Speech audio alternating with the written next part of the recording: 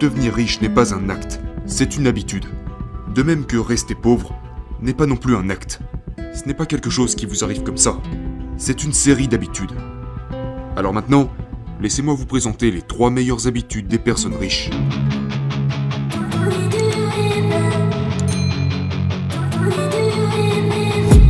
La toute première habitude des riches, c'est qu'ils comptent leur argent. Les pauvres ne comptent pas leur argent. Ils reçoivent un chèque de paye, ils le déposent à leur banque, puis ils dépensent cet argent sans aucune idée de ce que leurs dépenses représentent concrètement. Ils n'ont aucune idée de la façon dont leur argent circule. Les personnes riches ne fonctionnent pas comme ça. Elles regardent leurs chiffres quotidiennement. Elles prennent connaissance de leur situation financière. Maintenant, je ne suis pas comptable, mais ne vous méprenez pas, ok? Je suis un homme de concept, d'accord? J'établis de grands projets. Je suis un visionnaire, mais je suis très prudent et je suis très conscient de la façon dont mon argent circule. Je regarde mes chiffres, je me connecte à mon compte tous les jours. Je regarde mes flux de trésorerie, je vais regarder combien d'argent de réserve il me reste. Puis je m'assois avec mon calendrier chaque semaine et je regarde mes finances chaque semaine. Je regarde mes finances pour toutes mes entreprises. Comment ça se passe? Parce que ce qui est mesuré est amélioré. Donc, habitude numéro 1. Les riches sont toujours conscients de leur situation financière. Combien de fois comptez-vous votre argent? À quelle fréquence regardez-vous votre compte bancaire? À quelle fréquence regardez-vous chacune de vos lignes de dépenses? Quelles sont vos sources de revenus? D'où viennent-elles? Sont-elles croissantes? Sur quoi devez-vous travailler? Quels sont vos indicateurs de performance?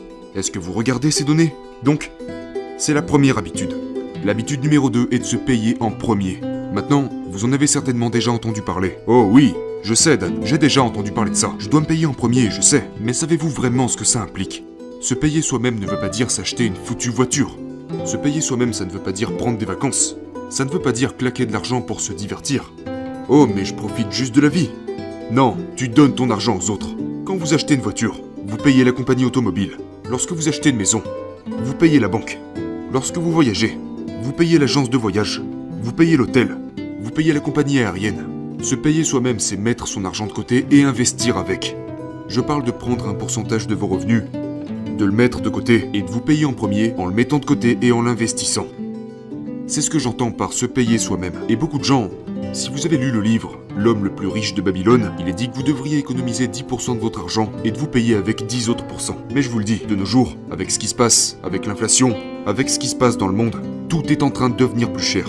Et si vous voulez vous enrichir, se payer avec 10% de ses revenus, c'est vraiment pas assez. En fait, vous devriez, au minimum, peu importe où vous êtes, commencez avec 10%. Je me fiche de savoir si vous gagnez 30 000 $ par an, payez-vous avec 10% de ce montant. Si vous gagnez 40, 50, 60 000 $, vous vous payez avec 10% de ce montant. Et au fur et à mesure que vos revenus augmentent, vous augmentez également ce ratio.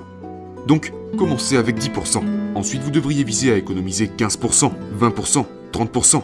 40%, jusqu'au moment où vous gagnez beaucoup plus d'argent et que vous ne dépensez plus qu'un tout petit pourcentage de ce que vous gagnez. Voilà ce que devrait être votre objectif. C'est ce que l'on appelle se payer soi-même. Donc, ça c'est l'habitude numéro 2. Payez-vous en premier. La troisième habitude des personnes riches, c'est qu'ils améliorent constamment leur aptitude à gagner de l'argent. Parce que vous pourriez penser, oui ok, je veux bien me payer en premier, mais je ne gagne pas assez d'argent. Je ne fais que quelques milliers de dollars par mois. Je ne peux même pas me permettre de payer mes factures. Comment pourrais-je me payer en premier? Tout d'abord, ayez l'habitude de vous payer en premier. Si vous ne vous payez pas en premier, même un tout petit pourcentage lorsque vous gagnez 30, 40, 50, 60, 100 000 $ par an, je vous le garantis, vous ne gagnerez jamais 1 ou 2 millions de dollars par an parce que vous avez les mauvaises fondations. Nous parlons ici d'habitude. Pour être capable de gagner de plus en plus et de mieux en mieux au fur et à mesure des années, grâce à vos investissements, vous devez améliorer vos capacités à gagner de l'argent. Vous devez trouver des moyens d'apporter de la valeur ajoutée sur le marché. Mais maintenant, comment apporter plus de valeur sur le marché? Eh bien, chaque année, vos revenus sont censés augmenter.